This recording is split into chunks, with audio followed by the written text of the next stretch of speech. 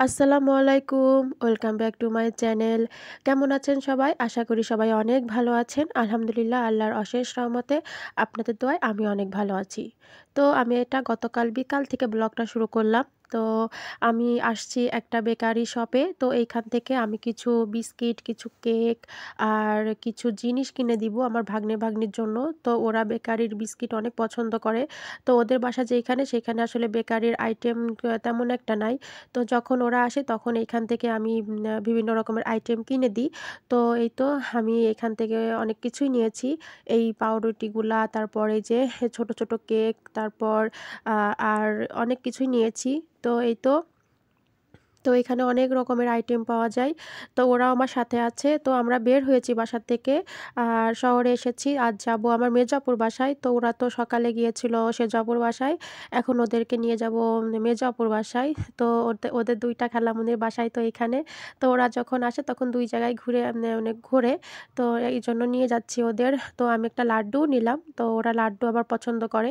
এই যে লাড্ডুগুলা কিন্তু অনেক মজার। আমার কাছে খুব ভালো লাগে। তো অনেকদিন বাসায় আমি লাড্ডু নিই না। কারণ অনেকদিন নেওয়া হয় না। আর এটা হলো ড্রাই কেক। তো এখানে অনেক আইটেম পাওয়া যায়। আর এইখান থেকে আমার বেকারির বিস্কুট আইটেম আমি এখান থেকেই নিই। তো ওদেরকে বলতেছি, "তোমরা কি নিবা?" তো ওরা বলতেছে, "না খালামণি কিচ্ছু নেব না। তুমি কিছু নিও না, দিও না।" তা আমি বললাম যে, "না তোমরা কিছু পছন্দ করো।" তো ওরা তো পছন্দ করতে পারল না। তো আমি পছন্দ করে দিলাম যে এগুলা নিবো। আর এটাও অনেক মজার। আমি এটা অনেকবার খেয়েছি। তো এই তো এখন যাবো আপুর বাসায়। তো এসেই দেখি আপু পিঠা বানিয়েছে। এটা হলো ভাজা পিঠা, আর এটা হলো বেগুনি, এটা হলো মালটা। আর আপুর বাসায় আসবো, ফ্রুটস থাকবে না তাই কি হয়? আপু তো প্রত্যেকটা মানে যেকোনো আইটেমে ফ্রুটস একটা রাখবেই। আর এখানে আরো অনেক কিছু ছিল। তো আপু নাস্তা রেডি করতেছে ওদের জন্য। তো ওরা তো বলতেছে, "এত কিছু কেন করছেন খালামণি?" তো আসলে ওরা তো অনেকদিন পর, পর আসে। আর ওরা তো থাকবে না, চলে যাবে। ওদেরকে আমি বাসে তুলে দিব। এই যে আমাদের মানে সন্ধ্যার নাস্তা, আলুর চপ, বেগুনি, হ্যাঁ, তারপর তেলে ভাজা পিঠা। আর এই পিঠাটা অনেক মজা হয়েছিল। আর তেলে ভাজা পিঠা কিন্তু সবারই অনেক পছন্দ, আমারও অনেক ভালো লাগে। আর এই যে মিষ্টি, এই মিষ্টিটা তো আমার অনেক ভালো লাগে, ওদেরও অনেক পছন্দ। আর এই যে নুডলস, আর আপুর হাতের নুডলস কিন্তু অনেক মজার, খুবই মজা লাগে। তো আমরা এগুলো এখন নাস্তা করব, মানে সন্ধ্যার নাস্তা। আর নাস্তা হয়ে গেলে ওদেরকে আমি বাসে তুলে দিতে যাব, মানে ওদেরকে আজকে পাঠিয়ে দিব। ওদের আবার প্রাইভেট আছে, প্রতিদিন সকালে প্রাইভেট থাকে। আর একদিন প্রাইভেট মিস গেলে অনেক সমস্যা হয়। অনেক রিকোয়েস্ট করছিলাম, তো আপু বলল যে, "না ওদের পাঠিয়ে দে, সমস্যা নাই, হ্যাঁ আমি নামিয়ে নিব।" তো আমি বললাম, "ঠিক আছে, তাইলে আর কি করার।" তো এই যে আপু চা নিয়ে আসছে।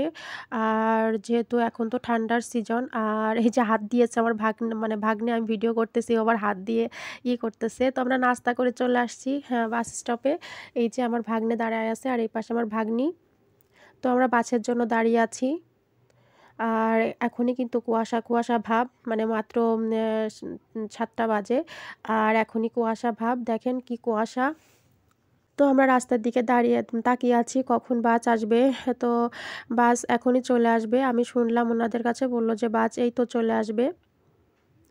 তো ওদের বাসে উঠিয়ে দিয়ে আমি বাসার দিকে রওনা দিলাম। আর আমি রিকশায় উঠে পড়েছি, বাসায় চলে যাব।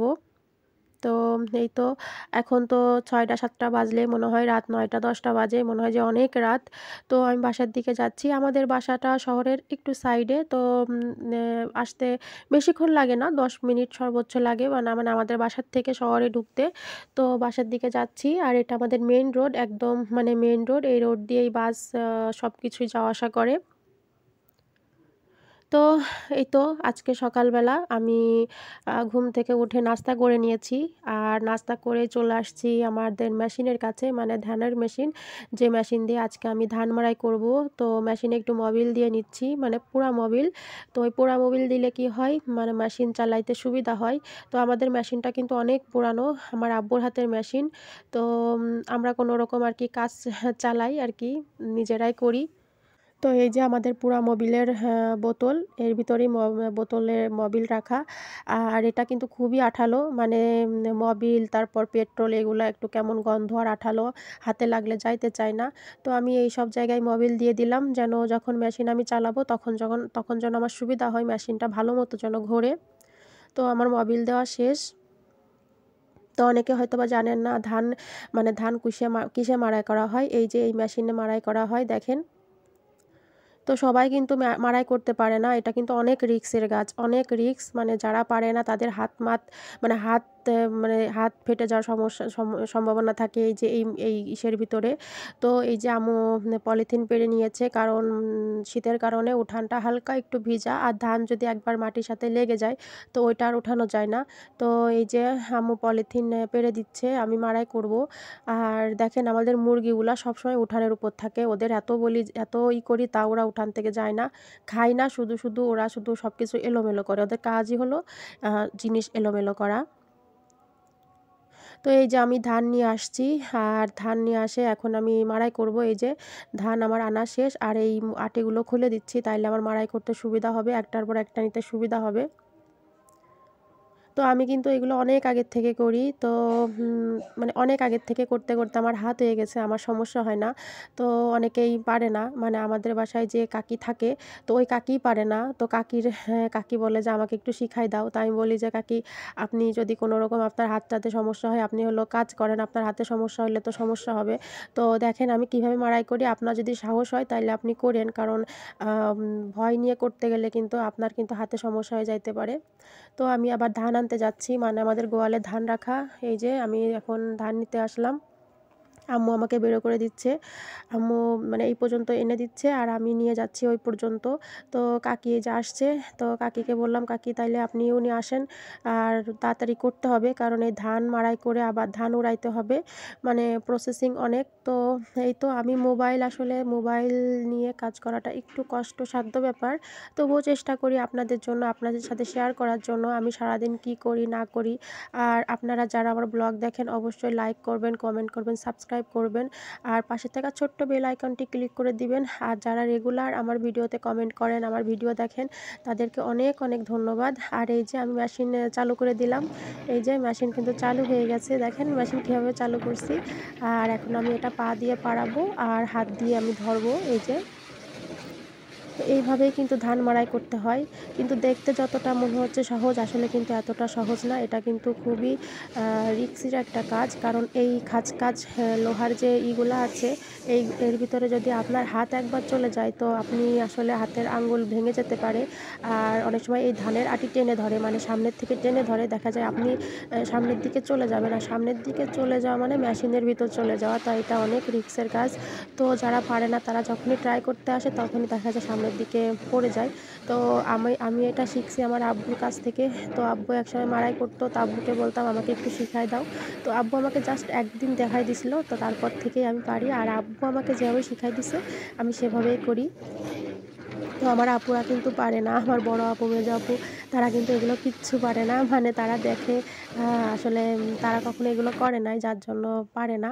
তো এই যে আমার কিন্তু হয়ে গেছে, আমাদের মানে যেই কয়টা বেরো করছিলাম আরও আছে, আরও ওইগুলা মাড়াই করতে এখনও 2-3 দিন লাগবে। আর যেই কয়টা আমি বেরো করছিলাম আমার মোটামুটি সব কয়টা মাড়াই করা শেষ। এই যে আমার এই যে খড়গুলো আমি সিঁড়ির উপর রেখে দিয়েছি, কারণ মাটিতে রাখলে রাত্রেবেলা দেখা যেতে ভিজে যেতে পারে। আর এই যে কাকি ধান বেরো করতেছে মেশিন থেকে ধান বের করবে, আর এইগুলা এখন আমরা উড়াবো, মানে এই ধান উপর থেকে এই যে ময়লাগুলো বের করে ফেলবো। মানে এক এক জায়গার ময়লা এক এক জায়গায় ফেলতে হবে, কারণ খারাপ ধানের ভিতর ভালো ধান দিলে সমস্যা, আবার ভালো ধানের ভিতর খারাপ ধান দিলে সমস্যা। তো আসলে এগুলোর এক এক সিস্টেম এক এক রকম, আর এইগুলা কিন্তু আলাদা, এইগুলাই ভালো ধানের ভিতর যাবে না। তো এই যে দেখতে পাচ্ছেন, তো এখন আমরা ধান উড়াবো আমি আর কাকি। তো আম্মু আম্মু আমাদের ডিরেকশন দেয়, সে হলো ডিরেকশন দেয়, এভাবে করতে হবে ওইভাবে করতে হবে, তাকে কখনোই বলি না যে তুমি আসো, তুমি সবসময় বলি তুমি যাও, হ্যাঁ তারপরেও সে আসে, যতটুকু পারে চেষ্টা করে। তো এখন আমরা ধান উড়াবো, এই যে মেশিন আমার ফ্যানে আমরা ধান উড়াবো। তো ফ্যানটা চালু করে দিলাম, আর এই যে আমি ধান উঠাই দিচ্ছি, আমার কাকিকে ধান উঠাই দিচ্ছি, কাকি মানে আমি ধান উঠাই দিচ্ছি আর কাকি ধরতেছে। তো এরকম করে আমরা ধান উড়াই। কখনো কখনো দেখা যায় যে আমি ধরি, কাকি করে কাকি ধরায় দেয়, আমি উড়াই, এরকম করতে থাকি আমরা। আর আসলে আমি একটু বাঁহাতি, মানে আমি বাঁ হাত দিয়েই বেশি কাজ করি, আমার বাঁ হাতটা দিয়েই বেশি কাজ করা হয়। তো যার কারণে দেখা যায় যে আমার কুলা ধরা ব্যাকা হয়ে যায়। তো এইজন্য আমি কাকিকে দিই, আমি যে ধান এখন উঠাই দিচ্ছি। তো যারা দেখতেছেন তারা কিন্তু অবশ্যই আমার চ্যানেলটা সাবস্ক্রাইব করে যাবেন। যারা নতুন আসছেন, যারা নতুন দেখতেছেন অবশ্যই সাবস্ক্রাইব করবেন। তো এই যে আমাদের কিন্তু উড়ানো শেষ, আর এর ভিতরে ১টা ২টা মাটি আছে, এগুলো তো ফ্যানের বাতাসে যায় না, কারণ এগুলো তো ভারী, তো এগুলো তো উড়বে না। তো এইজন্য আমি এখন এইগুলা ফেলে দিচ্ছি, এগুলার ভিতর মাটি আছে।